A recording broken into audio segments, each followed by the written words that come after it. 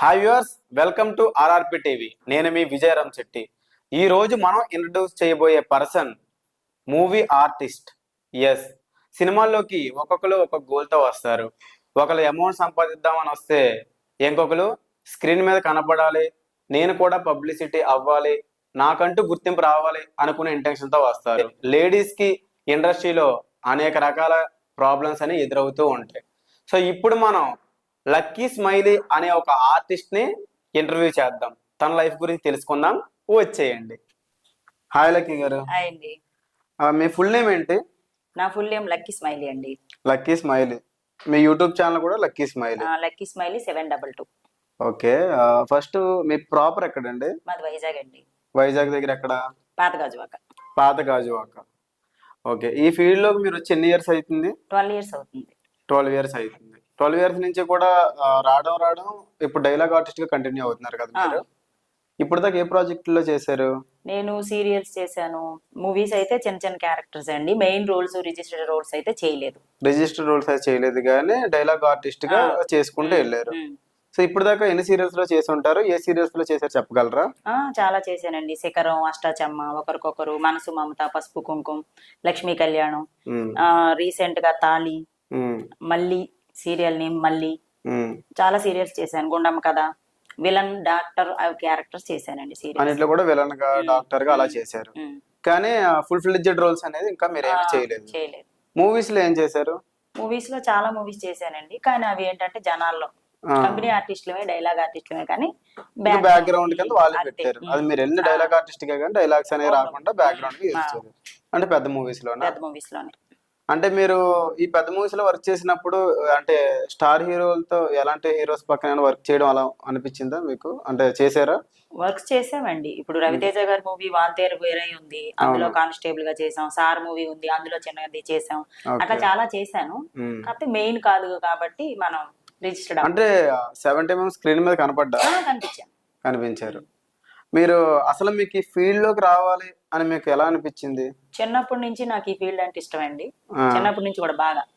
అప్పుడు ఎప్పుడో పాత సినిమా మాణిక్యం సినిమా, శ్రీకాంత్ గారిది, అప్పట్లో నన్ను అడిగారు, మా ఇంట్లో వాళ్ళు పంపించమని చెప్పారు. అప్పటి నుంచి నేను ఎలాగైనా వెళ్ళాలి అని గోల్ పెట్టుకున్నా, నిర్ణయించుకున్నారు. ఇప్పుడు అంటే సినిమాలను చూసి ఇన్స్పైర్ అయ్యి మీరు మూవీస్ లోకి వచ్చారా? ఫస్ట్ అయితే సినిమాల గురించి ఏం తెలియదండి. తర్వాత అయితే అలాగే ఎక్కువ విలన్ క్యారెక్టర్ అన్నమాట. అవి చూసి బాగా నచ్చి, రమ్యకృష్ణ గారు బాగా నచ్చుతారు. ఆవిడ అంటే మీ ఇన్స్పిరేషన్ రమ్యకృష్ణ గారా? మరి ఆ రమ్యకృష్ణ గారిలో యాక్టింగ్ చేయగలరా మీరు? చేయగలండి, కానీ మనకి ఎవరు కదా క్యారెక్టర్. వాళ్ళు ఇచ్చిన దాన్ని బట్టి చేసుకుంటా వెళ్ళిపోతాను. ఇప్పుడు మీరు వచ్చిన ఇన్ని ఇయర్స్ ఈ జర్నీ ఉంది కాబట్టి, అంతకు ముందు అంటే ఈ ఫీల్డ్ లోకి ఒక్కొక్కరు ఒక్కొక్క పాయింట్ ఆఫ్ వ్యూలో వస్తారు. ఒకరు మనీ సంపాదించుకుందామని వస్తారు, ఒకరు నాకంటూ గుర్తింపు కావాలి అని వస్తారు. మీరు రెండిట్లో ఏ ఉద్దేశంతో వచ్చారు? నన్ను నేను స్క్రీన్ మీద చూసుకోవాలని వచ్చాను. సో ఈ ఫీల్డ్ లోకి వచ్చిన తర్వాత మీకు ఎలా అనిపించింది? నాకు చాలా నచ్చింది. ఎలా అయినా మనం సాధించాలి, వచ్చాం కాబట్టి మనం ఎలా అయినా సాధించాలని ఇక్కడే ఉన్నాను. ఈ ఫీల్డ్ లోకి ఎంట్రీ ఇవ్వడానికి మీకు ఎంత టైం పట్టింది? నేను ఎంట్రీ అవ్వడానికి పెద్దగా ఎక్కువ టైం ఏం పడలేదండి. స్టార్టింగ్ లో నేనే వచ్చి మనీ సంథింగ్ అంత పట్టుకొని, గోల్డ్ మనీ అంతా పట్టుకొని వచ్చాను. అంటే ఒక 10 తులాలు గోల్డ్. తర్వాత మూవీ చెయ్యాలి, ఫస్ట్ అయితే యాక్టర్స్ అవ్వాలని ఇంట్రెస్ట్. నెక్స్ట్ మనకి ఎవరు ఛాన్సెస్ ఇవ్వరు, ఏమి ఇవ్వరు అని తెలుసుకొని ఒక 1 month మొత్తం తెలుసుకొని నేనే 1,65,00,000 తీసుకొని 65 లక్షలు ఇచ్చి ఒక 4 members మనీ అంతా ఓకే చేసుకొని ప్రొడ్యూసింగ్ చేసాం. వేరే ఒక మూవీ చేసామండి. మొత్తం మూవీ అంతా షూట్ అయిపోయింది, ఓన్లీ టాకీ పాటే ఉంది. ఆ టాకీ పాట విషయంలో చిన్నది ఏదో అయ్యి గ్యాంబ్లింగ్ అయిపోయి మా హార్డ్ డిస్క్ పట్టుకొని వెళ్ళిపోయారు వేరే మా టీం వాళ్ళు. టెక్నికల్ సైడ్ వాళ్ళు. సో ఎలా అయినా మనల్ని తొక్కేయాలనేటట్టుగా ఏవో చిన్న డిస్కషన్ వల్ల అప్పుడు ఏం చేయాలో అర్థం అవ్వక నా స్కార్పియో కారు, నా గోల్డ్ అమ్మేసి ఎవరి వాళ్ళకి డబ్బులు ఇచ్చేసాను. ఇంకా అప్పుడు నిర్ణయించుకున్నాను, నా డబ్బు పోయింది కాబట్టి నేను ప్రొడ్యూసింగ్ అవ్వకపోయినా నో ప్రాబ్లం, బట్ నేను యాక్టర్స్ గా అయినా ఉండాలి అని చెప్పి ఉన్నాను. ఇప్పుడు ఈ 1.5 crore మీరు పెట్టాను అంటున్నారు కదా, ఇంకా కొలాబరేట్ అయి పెట్టా అన్నారు కదా వేరే వాళ్ళతో కూడా. అందరితో కలిపి పెట్టిన అమౌంట్ ఎంత మొత్తం ఓవరాల్ అందరితో? మనిషికి 1,65,00,000 పడిందండి. పర్ పర్సన్ కంటే 6 crores అబోవ్ మొత్తం బడ్జెట్. ఎవరు మెయిన్ లీడ్ గా పేడ్ ఆర్టిస్ట్? మెయిన్ పేడ్ ఆర్టిస్టులు ఉన్నారు, సూర్య గారు ఉన్నారు, జీవా గారు ఉన్నారు, నళిని గారు ఉన్నారు, అందరు ఉన్నారు. సో వేరే డిస్కషన్ అవ్వడం వల్ల వాళ్ళు ఇదయ్యి వాళ్ళందరూ జెంట్సే, నేనే లేడీ. సో కాబట్టి నా తరపు నుంచి ఎటువంటి ప్రాబ్లం ఉండొద్దు, నేను మునిగిపోయినా నో ప్రాబ్లం అని చెప్పి నేను అది క్లియర్ చేశాను. తర్వాత నుంచి మన కష్టం ఏదో మనం పడాలి, ఏ ప్రొడ్యూసింగ్ వద్దులే, ఇంకా మనకి ఫీల్డ్ గురించి తెలియదు కాబట్టి అని ఆగిపోయాను. సో తర్వాత మరి మీరు ఏం ఫైట్ చేసి లీగల్ గా ఏమి వెళ్ళలేదా? లీగల్ గా అంటే వీళ్ళు ఏంటంటే ఇండస్ట్రీ మనం రాగానే కొత్తలో ఏమనుకుంటాం అంటే అండి, సినిమా ఫీల్డ్ అనగానే అందరూ అబ్బా మనం వెంటనే సీరియల్స్కి వెళ్ళిపోతాం, సినిమాకి వెళ్ళిపోతాం, లేదా ప్రొడ్యూసింగ్ చేస్తే సినిమా రిలీజ్ అయిపోద్ది అనుకుంటాం. సో చాలా కష్టాలు ఉంటాయి ఇక్కడ. ఆ కష్టాలన్నీ చూడడానికి ఫస్ట్ టైం రుచి చూసిన తర్వాత ఇప్పుడు మనకు తెలుస్తుంది ఆ టేస్ట్. నాకు అప్పుడు తెలియదు కదా, నేను ఓకే అని దూకేశాను. ఒక ప్రొడ్యూసర్ గా మీరు ఫెయిల్ అయిన తర్వాత మీకున్న ప్యాషన్ అనేది వదిలేయకుండా ఒక ఆర్టిస్ట్ గా మళ్ళీ మిమ్మల్ని మీరు అసెంబ్లీ చేసుకొని ఆర్టిస్ట్ గా వచ్చారు. సో ఇలా ఆర్టిస్ట్ గా వచ్చాక స్టార్టింగ్ మీకు ఎలాంటి ప్రాబ్లమ్స్ ఎదురైనాయి? అంటే రాగానే అవకాశం వచ్చిందా? లేదండి, ఎలా ట్రై చేశారు? రాగానే అవకాశం ఏమి రాలేదు, కానీ ఫస్ట్ అప్పట్లో వాట్సాప్లు అవి లేవండి. అవును. అందువల్ల ఏంటంటే ఫొటోస్ పట్టుకొని మనం ఆల్బమ్ పట్టుకొని వెళ్ళి ఆఫీసెస్ చూపించుకోవాలి. సో మూవీ ఆఫీస్ గానీ లేదంటే షార్ట్ ఫిలిమ్స్ ఇలా కొన్ని ఆఫీసులు ఉండేవి. అప్పుడు యూట్యూబ్ ఆఫీసులు కూడా అంతగా ఎక్కువ లేవు.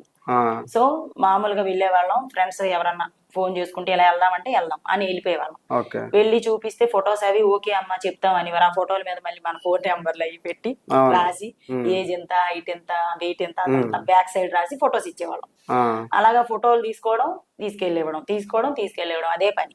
ఒక ఆయన అయితే మూవీలో క్యారెక్టర్ ఉందని చెప్పారు, చాలా ఎన్ని రోజులు, ఒక 10 రోజులు వెళ్ళాం వాళ్ళు ఆఫీస్ కి 10 days తిరుగుతానే ఉన్నాం. రోజు రమ్మనేవారు, రోజు తిరుగుతానే ఉన్నా. అంటే ఎంత మంది? ఒక 6 members అండి.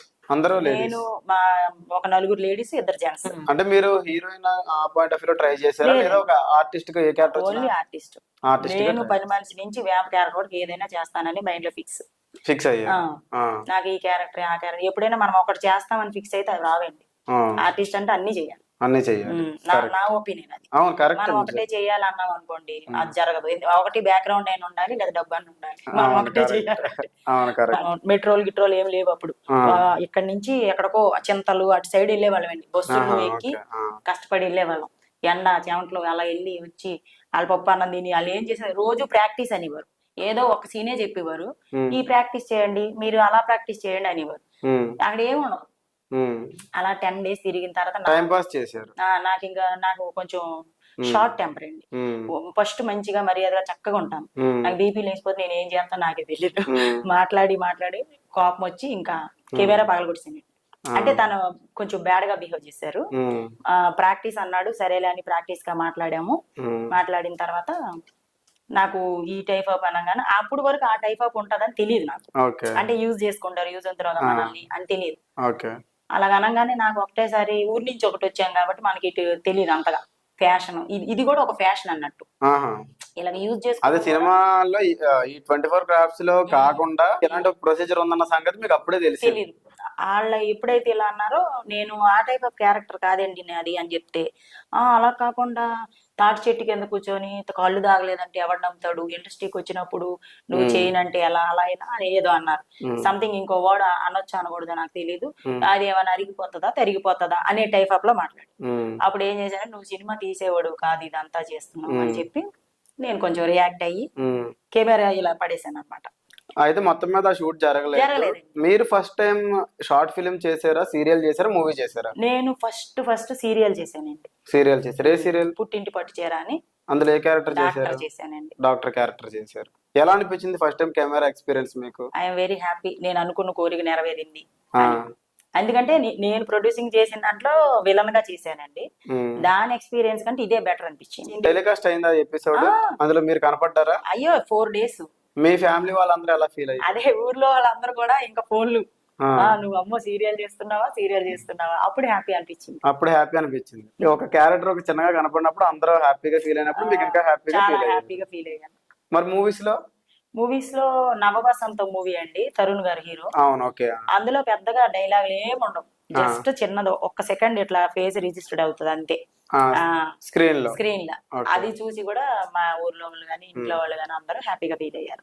ఇప్పుడు మీరు ఇప్పటి వరకు ఈ 10 years, ఈ 12 years 10 years మీ కెరియర్ లో మీకు బాగా నచ్చిన క్యారెక్టర్ ఏంటి?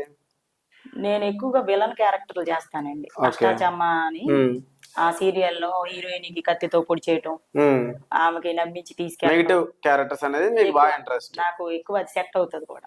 ఓకే, మీకు అసలు నచ్చని క్యారెక్టర్ ఏంటి? నాకు నచ్చందంటే ఏమి ఉండదండి.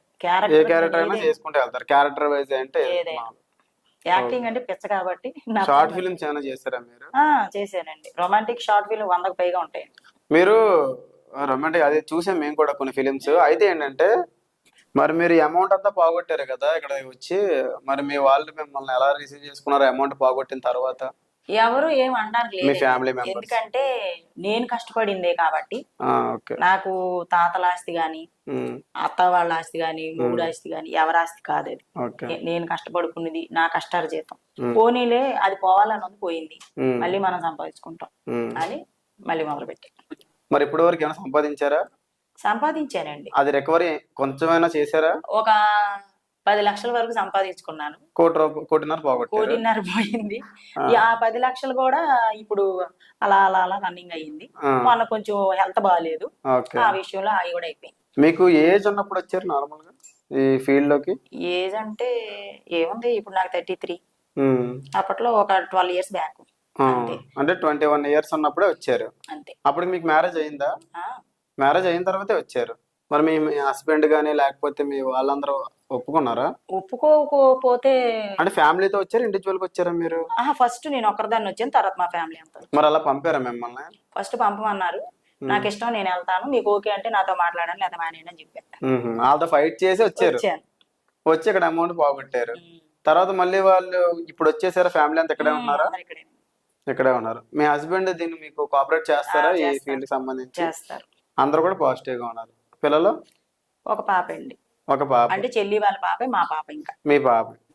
ఇంత ఎక్స్పీరియన్స్ ఉంది కాబట్టి మీకు ఇప్పుడు మీ పాప రేపు పొద్దున్న ఇదే ఫీల్డ్ లోకి వస్తానంటే మీ ఉద్దేశం ఏంటి? రానిస్తారా రానివ్వరా? సినీ ఫీల్డ్ అన్నాక తప్పు కాదండి. సినీ ఫీల్డే కావచ్చు, ఇంకా అదర ఏ రంగాలైనా గానీ అన్ని రంగాల్లో లేడీస్ కి ప్రాబ్లమ్స్ ఉంటాయి. ప్రతి రంగంలో ఏ రంగంలో ఒక ఆడదాయి బయటికి ఎదగాలి, పెద్ద అడుగు వేయాలి అంటే కంపల్సరీ ప్రాబ్లం ఉంటది. ఈ రంగంలోనే ఎందుకంటే సినీ ఫీల్డ్ అనేది ఫ్యాషన్ కాబట్టి బయటకు వచ్చింది, గ్లామర్ ఇండస్ట్రీ బయటకు వచ్చింది ఈ ఒక్క వర్డ్ కాబట్టి నేనేమి ఆపనండి. తనకి ఏది ఇష్టం అది చేయమంటాను. కమిట్మెంట్ ఇస్తే నిన్ను టాప్ క్యారెక్టర్ ఇస్తాను అనే వాళ్ళు మీకు ఎవరైనా పరిచయం అయ్యారా? నాకు వేరే ఒక మూవీకి ఆఫీస్కి వెళ్ళామండి, మా ఫ్రెండ్ తీసుకెళ్ళింది. తను తీసుకెళ్ళినప్పుడు వాళ్ళు ఏం చెప్పారంటే మామూలుగా తీసుకురండి ఆడిషన్ అని చెప్పారు. వెళ్ళాను. వెళ్తే ఆయన ఏమన్నాడంటే ఇలాగా కమిట్మెంట్ ఉందా మేడం అనేటట్టుగా మాట్లాడారు. మాట్లాడితే నేనేమన్నా కమిట్మెంట్ ఎందుకండి అని అడిగాను. మీరేమి నాకు హీరోయిన్ క్యారెక్టర్ ఇచ్చిట్లేదు కదా, లేకపోతే ఇంకో క్యారెక్టర్ ఇచ్చిట్లేదు కదా, అదైనా కానీ వాళ్ళకి ఇష్టమైతే ఇచ్చుకుంటారు లేకపోతే లేదు, నేనైతే అది కాదన్నా. ఆయన ఎగతాళిగా ఏమన్నాడంటే 12 ఏళ్ల బట్టి ఇండస్ట్రీలో ఉన్నారు కదా, మీరు ఈ పని చేయకుండా ఇక్కడ బతుకుతున్నారా అని అడిగాడు. నేను వెంటనే ఏం చెప్పానంటే ఆయనకి 12 ఏళ్ల బట్టి నేను ఇండస్ట్రీలో ఉండడం వాస్తవమే, ఇదే పని చేసుకొని ఉంటే ఈ పాటికి నేను చాలా సినిమాల్లో రిజిస్టర్డ్ క్యారెక్టర్ లో కనబడేదాన్ని, లేదా ఒక 2-3 బిల్డింగ్లు కట్టేదాన్ని. చేయలేదు కాబట్టి ఇంకా చిన్నగానే ఉన్నా. ఇంకా చిన్నగా చెప్పారు. నాకు ఇచ్చిన 1000, 2000, ఒక 5000, 10,000 వరకు నేను క్యారెక్టర్ చేసుకుంటున్నాను. చేశారు. మీ రెమ్యునరేషన్ అనేది మీరు వాళ్ళ బడ్జెట్ ని బట్టి కంఫర్టబుల్ గా వెళ్తారు, 10,000 వరకు కూడా. ఓకే. ఇక్కడ నుంచి నేను ఇప్పుడు సైతాను అనే వెబ్ సిరీస్ ఉందండి, అందులో ఒక క్యారెక్టర్ కోసం శివమొగ్గాలో అయ్యింది. అది ఎక్కడి నుంచి నన్ను తీసుకొని వెళ్ళారు. సైతాన్ వెబ్ సిరీస్ లో మీరు ఏ క్యారెక్టర్ చేశారు? నేను అందులో వ్యాంప్ క్యారెక్టర్ అండి. పోలీసు స్టేషన్ లో పాస్పోర్ట్ ఏదో అంటారు కదా, ప్రాస్టిట్యూట్ క్యారెక్టర్ చేశారా? పోలీస్ స్టేషన్ లోనే ఫస్ట్. అది రిజిస్టర్ క్యారెక్టర్ కూడా కాదు అనుకుంటా. రిజిస్టర్డే. 3వ ఎపిసోడ్ లో ఉంటాను. ఫస్ట్ సారీతో వెళ్తాను, సారీతో వద్దంటాడు ఆయన. చాలా పెద్ద ఫేమస్ పోలీస్ డ్రెస్ వేసుకొని రమ్మంటే మీరేనా? అది నేనండి. ఓకే. అంటే మన టాలెంట్ చూసి మనకి పిలిస్తే ఓకే. వాళ్ళు మనకి ఇక్కడ నుంచి అప్ అండ్ డౌన్ చార్జెస్ వేసి 10,000 ఇచ్చారు. హ్యాపీగా. ఎక్కడ జరిగింది షూట్? శివమొగ్గ. అంటే అది తమిళ ఇండస్ట్రీ? తమిళ ఇండస్ట్రీ. ఇప్పుడు మీరు తెలుగు ఇండస్ట్రీ, తమిళ ఇండస్ట్రీ, 2 ఇండస్ట్రీలు చేశారు, ఇంకా వేరే? 2 భోజ్పూరి కూడా చేశాను. భోజ్పూరి కూడా చేశారు. ఈ అన్నిట్లో ఏ ఇండస్ట్రీ బెస్ట్ అని అనిపించింది మీకు?